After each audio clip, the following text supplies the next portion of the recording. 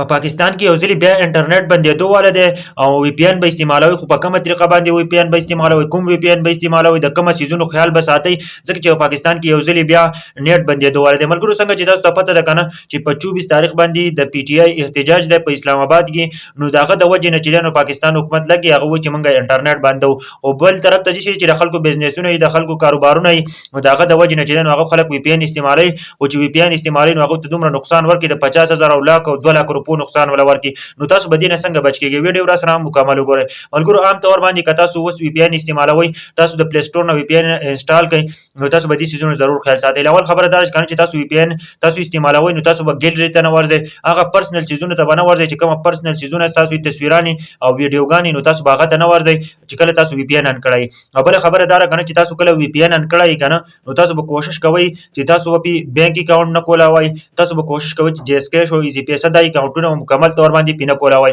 بل طریقه دا کنه بل وی پی ان دی چې هغه ته پیډ وی پی ان وای چې هغه ته پروپو باندې اخلي او عام تور باندې زمون خلک هغه نشي اغستې ځکه چې 10,000 او 20,000 روپۍ باندې تا هغه اخلي د شپږو